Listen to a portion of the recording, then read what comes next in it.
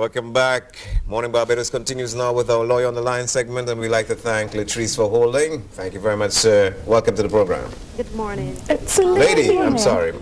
What I'm asking is, pertaining to the children going to the mothers, if we're looking at it realistically, we're saying that with the family court, the laws are more maintaining to the women, but they have mothers out there who don't usually have their children, but the fathers do.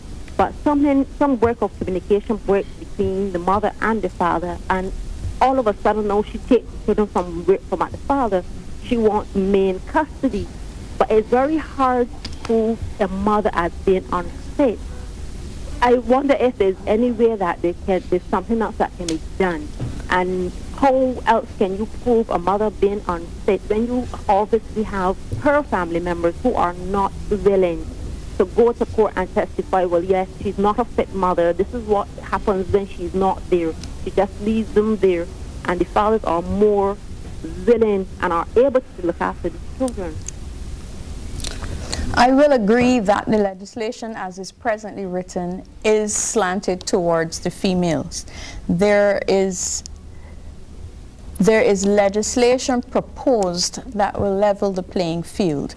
At the time that the legislation was made, though, it was supposed to benefit women who were not getting certain support from men. And the Minors Act itself is what men have to come under as opposed to the Maintenance Act, which women use. That, too, is incorrect because, one, the Maintenance Act can be prosecuted in the magistrate's court and started by females, whereas the men have to go to the High Court via the Minors Act. It is difficult to prove a woman unfit, but it is not impossible. There are several cases where men have been awarded custody of their children. You do need the evidence, but because you don't need the evidence of the family members, the investigation by the Child Care Board also usually incorporates neighbors. So if it is that there is an issue of neglect, which is what I'm suggesting, I am picking up from the instructions that you just gave, if there's an issue of neglect, it ought to come out through the conversations with and the interviews with the neighbors. I think it's unfortunate that you have to prove the mother unfit.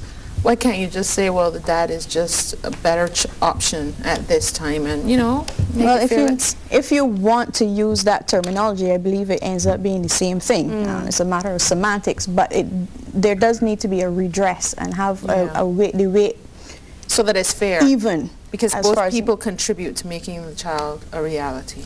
And to maintaining the child. Yeah. So I'm assuming then that there's some standards, because I'm thinking, if you're going to take a case to court, where do you start? What are the requirements? What is fit or unfit? Are there standards in the law that you can be guided at? So when you're doing your research, maybe you can... There are cases which would have preceded yours that you can use, but each case is decided on its own particular set of circumstances. So really and truly, for each one, you are making a separate and distinct application. Okay. Well, as you know, this topic, we could talk about it all morning, but we'll run out of time. We do have a question from one of our Facebook viewers, which I hope that you will address later on. Perhaps you can just type in your answer later on. Okay. But we've been talking family law on Morning Barbados. We're coming down to the end of the show, and to lift our spirits a little bit after we say an official goodbye to Verla, we're going to close out our show with some more of the offerings from Sing Out Barbados.